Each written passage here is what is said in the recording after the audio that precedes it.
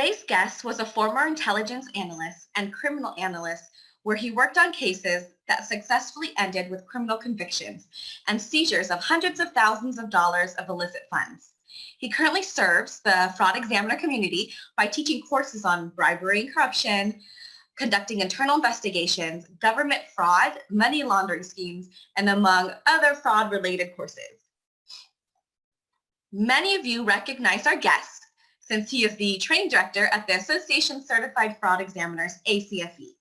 He has worked on complex cases under the U.S. Army as an intelligence analyst and the Texas Department of Public Safety as a criminal analyst. Some of his cases include subject matter on money laundering, public corruption, embezzling, illegal gambling, and so much more. I would like to welcome Jason Zirkle. Hi, Jason. Thank you for joining us today.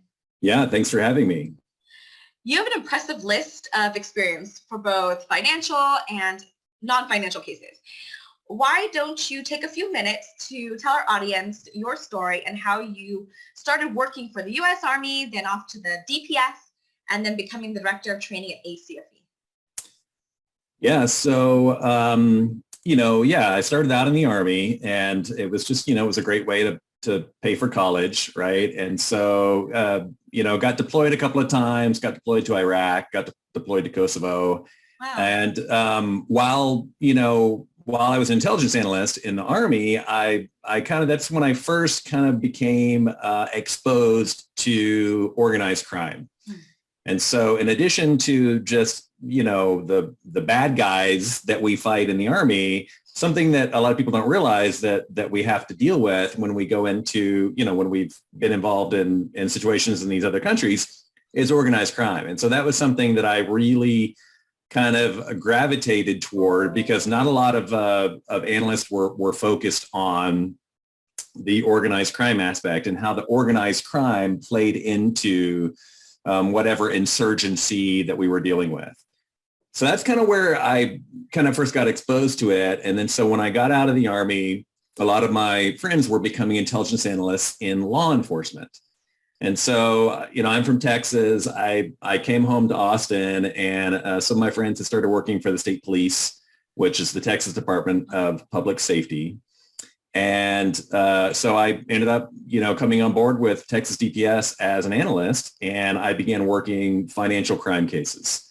And most of what I did was with the Texas Rangers. Most people are familiar with the Texas Rangers. If you've watched the movies, you've seen Walker, Texas Ranger. But the modern Rangers, they're not like that. They're a very, very state-of-the-art professional law enforcement organization, and they do fraud, money laundering, public corruption, a little bit of everything. Wow. So in my time with the Rangers, I got exposed to a wide kind of variety of fraud schemes, whether it was elder fraud or, some other sort of consumer fraud case, or just a regular like occupational fraud, like somebody embezzling money from their own company, or a public corruption case. And then so I began to work all these cases with the Rangers. And then, after about eight or 9 years of doing that, I came on board with the ACFE because I had begun to, speak, do training presentations on a lot of my cases. And then so I've been with the ACFE now for about 2 years as their training director. Fantastic. And thinking back to when you first got started, what is one thing you wish you had known when you began your career? The big thing is that in the fraud industry, I think, everything has pretty much been done, right? I mean, even though fraud is somewhat changing, a lot of the fundamentals are there. So if somebody had pulled me aside earlier and said, hey, anytime you're working a new case, you don't need to reinvent the wheel. Someone out there has already worked that exact same type of case. So networking with other investigators and researching that type of fraud is going to be just as important as actually spending time putting your case together. If I had known that like half my job was just going to be networking and building contacts at banks and financial institutions, or working with other investigators that have already worked that type of fraud so that they can help me you build better language into my subpoenas when I go subpoena bank records or something. If I had known that, it would have been a lot easier, because at the beginning, I just kind of like plodded right along with the case and thought, oh, I can figure it out as I go. No, somebody's already done it. So don't reinvent the wheel. Learn how to network with other investigators and build a list of contacts to draw on, because there is a wealth of knowledge out there in the fraud investigation industry. That's great. And as the training director of ACFE, of course, what specific skills do you think an analyst or investigator should have to help them do their job better? You know, I think most skills can be taught. I do think there is one skill that is important that that I think makes a really good investigator, and that is a natural curiosity. And so, like, for example, when I was working a case and I didn't know that much about the type of fraud, I'm just a naturally curious person. And so, you know, so I would want to go out there and I would want to become the subject matter expert now on that, even though when I started the case, I knew nothing about that fraud. So I would go and I would Google it and I would download white papers and figure out, you know, okay, how does this type of fraud work? And so I would, you know, the natural curiosity thing, I think, is one of the main untaught skills that a really good investigator needs to have. Everything else, you know, a lot of that stuff can be taught.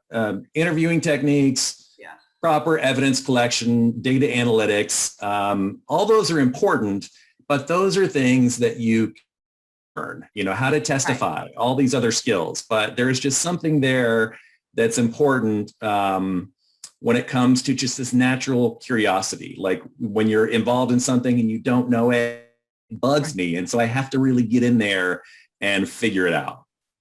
That's good. That's good. So curiosity and networking. Yeah. Key topics there. And for the type of cases that you've worked on, like embezzlement, I know you've done some human trafficking, you mentioned public corruption. What are the challenges in dealing with like digital data when it comes to fraud investigation? The fact that it's, I mean, right now we're having this discussion in 2021, and with digital data, the biggest problem is that there's just so much of it, right? I mean, the cases that I have worked have often involved terabytes of digital data, and we're talking about tens of thousands of pages of emails and financial records and data dumps from the suspect's computer. Right. And that data can come in certain ways. It can be, it could have been a Texas Ranger showing up in my office with a big banker's box full of financial records that I now have to scan, and now I'm working with this. Or it could be a data dump from the suspect's computer. So finding a way to process all of that evidence is really the biggest challenge. You've got to collect the evidence using proper digital forensics. You've got to create a working copy, and there's a proper way to do that. Right. You've got to process the data, and because it's probably not going to be in a very user-friendly format when it comes in. Yeah, there's duplicate data, there's missing data, there's errors. Whenever we subpoena bank records, there's often missing months. Oh yeah. And it might take me a while to figure out, hey, they missed like 3 months worth of bank statements. Right. We need to go back to the bank and say, hey, send us those because that was covered in our subpoena. Please send us those missing months. So it takes a while to figure all that out. So, finding the right tools to allow you to do that in a way that's really efficient, I think is very important, because the quicker that you can get through all of that stuff, the quicker you can move on to kind of building up the rest of your case. Of course. Yeah, we see so much. Just the financial statements and bank statements alone, the withdrawals and the wires could be so overwhelming. And Absolutely. Then the telephone records, we've seen text messages, just so much data that you'd have to go through. And based on your experience, do you think there's a way to reduce the time required to conduct these fraud investigations? Absolutely. When I was in the Army, we had this concept called the force multiplier, right? And so a force multiplier is a tool that a soldier can use to accomplish basically the job of 7 or 8 soldiers at once. And so in the Army, that was things like like GPS or like cyber warfare or some sort of advanced electronic communications methods. And so these were all things that allowed a single soldier to do the same thing that maybe 20 years ago would have taken 7, 8, 9, even up to like 15 or 20 soldiers. So I think the same idea applies in the fraud world, right? You know, in a fraud investigation, the majority of your time is going to be collecting and analyzing that data. And there are tools available, you know, that can drastically cut down on the time that you spend doing that. So again, you can start to focus on the other important areas of your case, like proving knowledge and intent and conducting proper interviews and preparing for litigation.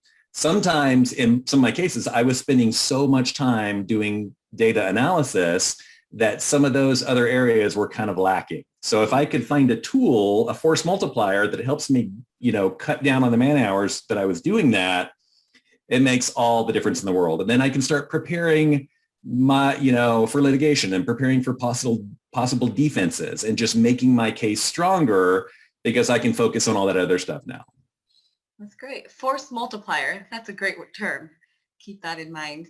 Yeah. I often find that everyone approaches the cases a little bit differently based on their experience and background. How do you conduct a fraud investigation case? What's your way of kind of getting that started and doing things? So something that we discuss at the ACFE a lot is the fraud theory approach. And this is something that you can go Google and you can learn about the fraud theory approach.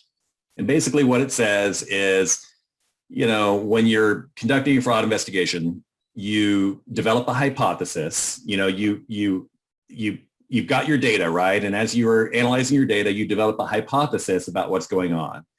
And then as you collect more and more data, you begin to review or amend your hypothesis. You know, you're testing your hypothesis, right? Mm-hmm. So that's the basic fraud theory approach. But you know, what does that look like in real life without sounding like a high school science teacher, right? Like, oh, hypothesis. And so the way that looks like when you're doing a fraud investigation is early on in your investigation, you are going to have a pretty good idea of what the fraudster is doing, right? About how they're conducting the fraud, maybe how they're laundering their money or hiding assets. And so you need to be able to stand back from your case and look at it objectively. And you've got to be able to simplify your case in 2 or 3 sentences. John Doe is perpetrating a Ponzi scheme. Or John Doe is embezzling money from his company through check fraud. Or John Doe is involved in a healthcare billing fraud scheme. And you've got to be able to simplify your case like that in 2 or 3 sentences so that every time you speak to a prosecutor or speak to counsel in civil litigation, or you present the case to a grand jury or a jury during a trial, you've got to be able to say, hey, look, this case seems kind of complex, but don't worry. At the end of the day, it's not that complex. John Doe was perpetrating a Ponzi scheme. That's it. That's all you've got to remember. So we're going to get into the details, but at the end of the day, you've got to be able to do that. And so when you're conducting a fraud investigation, I can't tell you how many times that I've seen that where that first basic step is missed. And in fact, I worked a case where it was this illegal gambling and money laundering trial. And I did some initial work on it. It started out where there was this guy he had a horse track, right?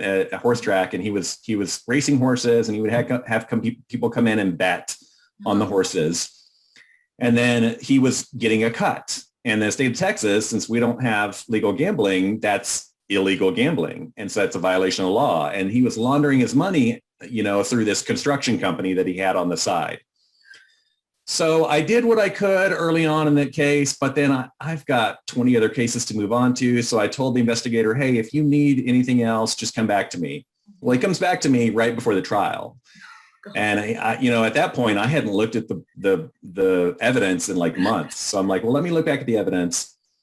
And then I asked him, what have you guys done on the financial side of it? And he said, well, not really anything. And I said, well, shoot, this is an illegal gambling case. We probably should have focused on that. So I did what I could. I went back and I analyzed the evidence. But at the end of the day, he was acquitted of the illegal gambling charge.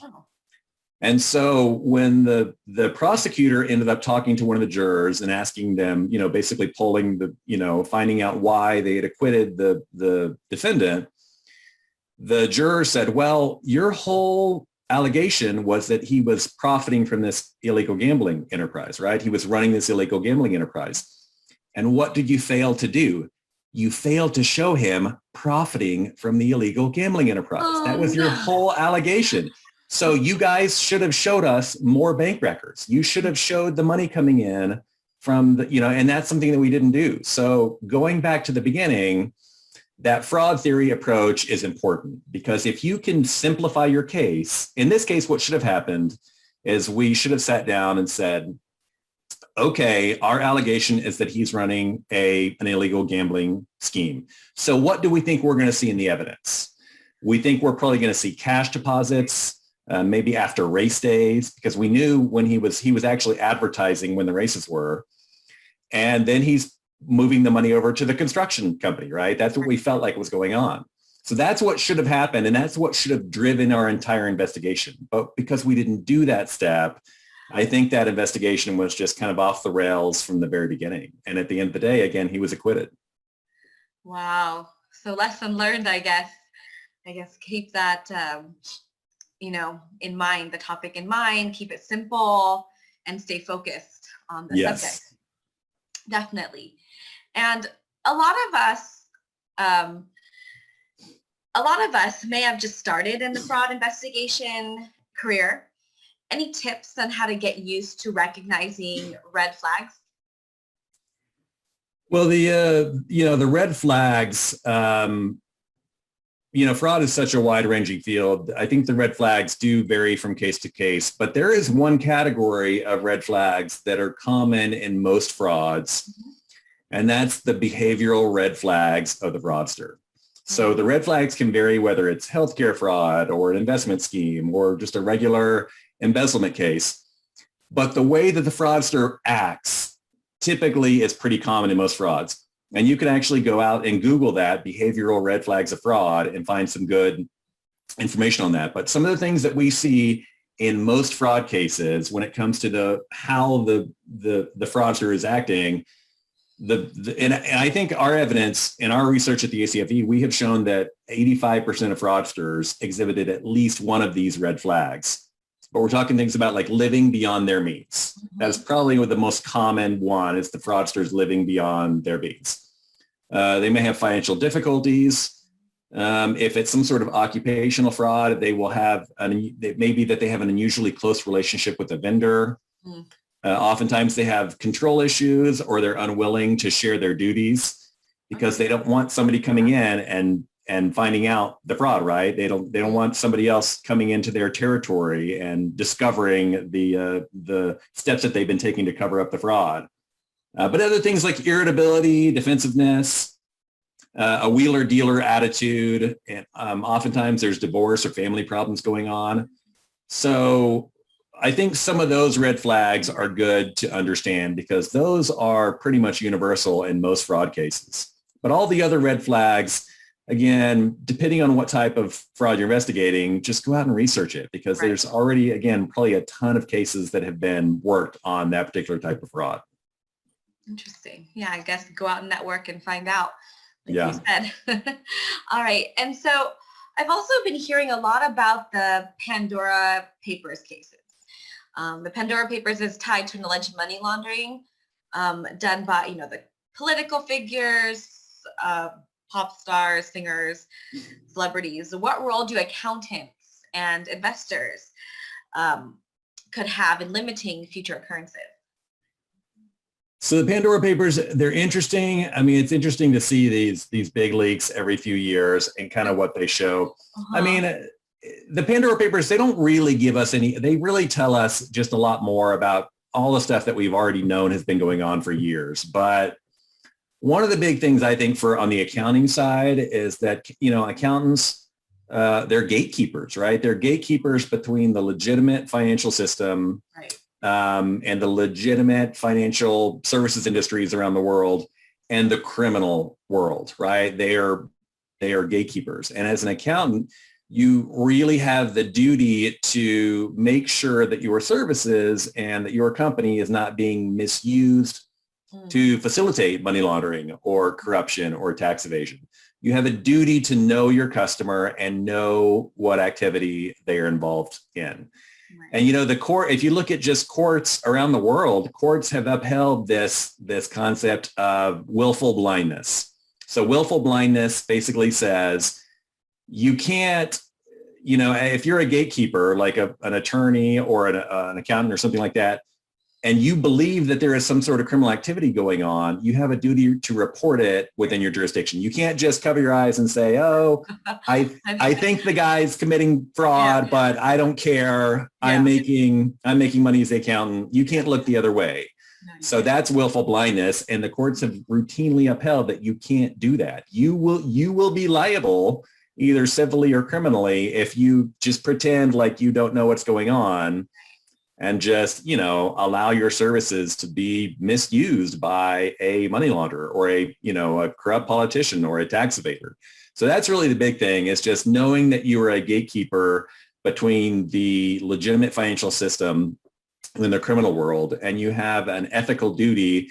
And in most jurisdictions, you're going to have a legal duty to report any instances of suspected criminal activity. Right.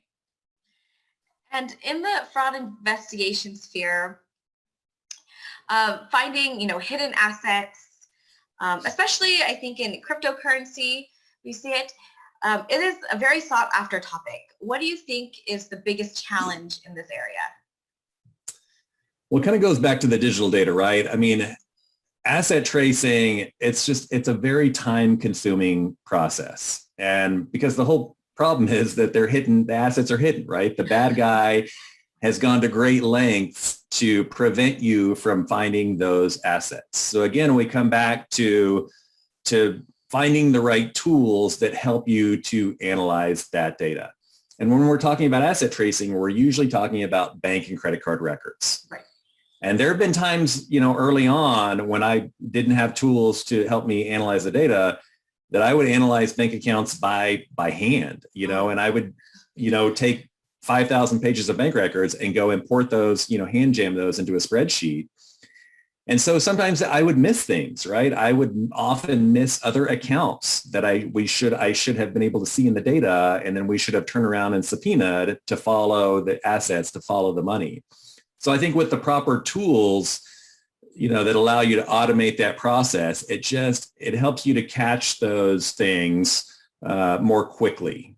And it's the same thing with crypto. There are tools out there that allow you to analyze cryptocurrency, because it is a growing method that fraudsters are using to to hide assets. And if you have the proper tools to analyze that, the great thing about crypto is the public ledger, right? The blockchain technology that is behind most cryptocurrencies. And so the fact that it's a public blockchain, a public ledger, is great. So if you use the right tool that allows you to go analyze that blockchain, you can find where fraudsters are putting their illicit funds. And then after that, all it takes is you going to whoever, whatever service provides that wallet, seizing those assets or subpoenaing, sending a subpoena to that company for records. But again, we keep coming back to finding the right tools that allow you to do that allow you to focus on the data analytics so you can move on to the other side of your case. Because tracing assets, again, it is a very, very time-consuming process. So any force multiplier that you can use to do that is really going to help you in the long run. Great. And what's the most interesting case so far? And what is the biggest takeaway that you can share with our listeners? I think my biggest case was when I was with the Rangers. I actually worked an elder fraud and murder investigation. And the Texas Rangers, one of the many things that they do is they do violent crime. And so I've been involved in multiple murder investigations. And usually I'm involved because there were, financial gain was some sort of motive behind the murder.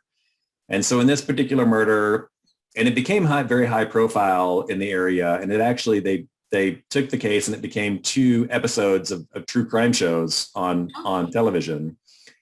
And so in this case, you had an elderly World War II veteran, and his wife had passed away in a hospice center.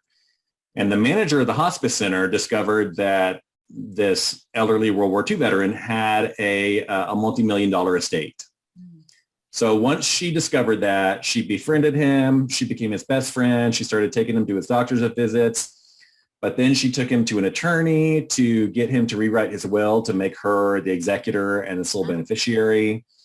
She convinced him to leave his money to this hospice center where she was a manager.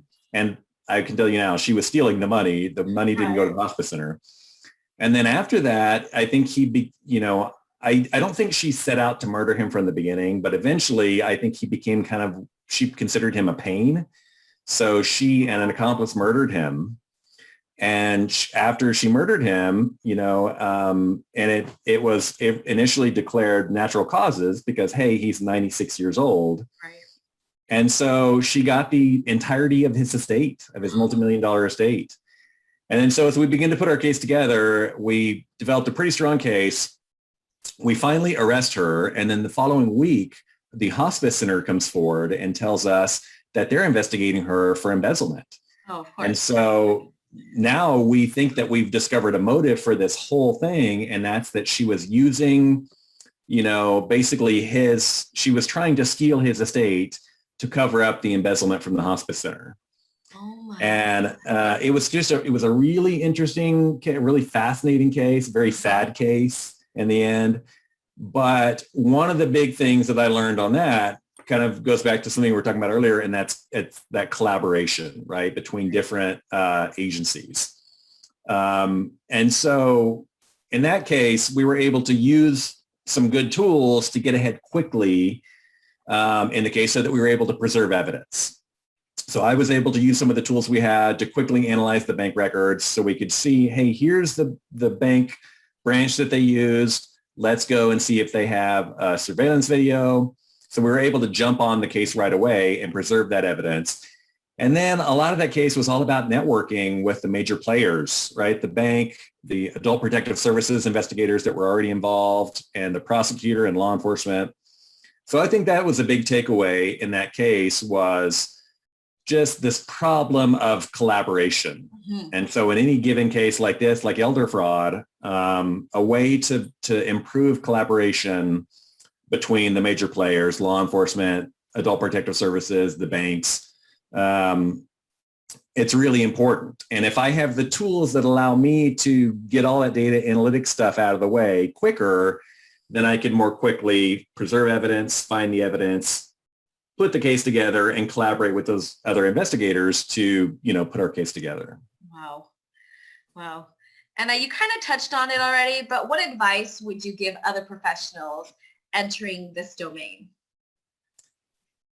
I think two big things, kind of like I mentioned earlier. You don't have to reinvent the wheel. Mm-hmm. Chances are, for any case that you're working, somebody, whether it's a Ponzi scheme or a corporate financial statement fraud case or healthcare billing fraud, whatever it is, somebody's already worked that kind of case. So learn how to network with other investigators and develop a good list of contacts at banks, at other law enforcement agencies, or with anybody that has a stake in knowing how to investigate that type of fraud.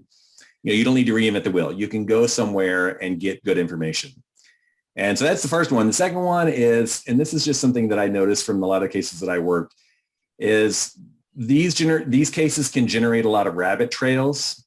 And so, keep referring back to that hypothesis that you develop in that fraud theory approach, that 2 or 3 sentence simple allegation. And you might find a rabbit trail that is intriguing, and you might be looking and analyzing the bank records and think, hey, he might be committing a whole other fraud scheme over here. And that might be good, and you might look at that. But if it doesn't pan out after a couple of days, get back onto your main allegation. It's just get back onto that main hypothesis and just stay away from trails. And again, having the proper tools that allow you to analyze that evidence are really going to help you to stay on track and focus on your main allegation. Got it. So that's great advice for everyone. Well, thank you, Jason, so much for joining us today. You certainly gave us a lot of practical and great advice. We'll talk to you soon. Thank you so much. All right. Thanks, guys, for having me.